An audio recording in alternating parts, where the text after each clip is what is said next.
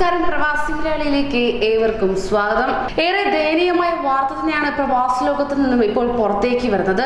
Indian വിദ്യാർത്ഥി അമേരിക്കയിൽ കെട്ടിടത്തിൽ നിന്നും വീണ് ദാരുണാന്ത്യം സംഭവിക്കുകയുണ്ടായി. മനം നൊന്ത് ആ മാതാപിതാക്കളുടെ കണ്ണുനീർ താങ്ങാനാകാതെ പ്രവാസികൾ. ഡ്രസ്കിൽ മെഡിക്കൽ യൂണിവേഴ്സിറ്റി 3ാം വർഷ ഇന്ത്യൻ അമേരിക്കൻ വിദ്യാർത്ഥി വിവേക് സുബ്രഹ്മണ്യന് യൂണിവേഴ്സിറ്റി അപ്പാർട്ട്മെന്റ് കെട്ടിടത്തിൽ നിന്ന് വീണ് ദാരുണാന്ത്യം സംഭവിക്കുകയുണ്ടായി. വിവേക് സുബ്രഹ്മണ്യന്റെ വയസ്സ് വെറും 23 മാത്രമാണ്. ജനുവരി 11 ശനിയാഴ്ച രാവിലെയായിരുന്നു സംഭവം നടന്നത്.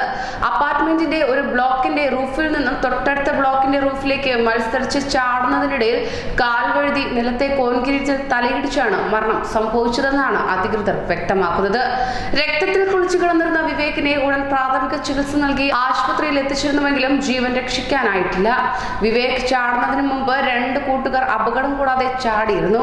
ഇതായിരുന്നു വിവേകിനെ കൂടുതൽ ചാടാനായി പ്രകോപിപ്പിച്ചിരുന്നത്. സമർത്ഥനായ വിദ്യാർത്ഥിയായിരുന്നു വിവേക് എന്ന് യൂണിവേഴ്സിറ്റി പ്രസിഡന്റ് ജോൺ ഫ്രൈ പറയുകയുണ്ടായി. American red cross society, national honour society, science honour society അംഗമായിരുന്നു വിവേക്.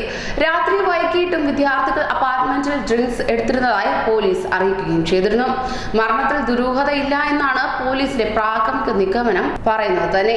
അന്വേഷണം ആരംഭിച്ചിട്ടുണ്ട് എന്നും അധികൃതർ വ്യക്തമാക്കുകയുണ്ടായി. വിവേകിന്റെ പേരിൽ GoFundMe എന്ന പേജും ആരംഭിച്ചിട്ടുമുണ്ട്.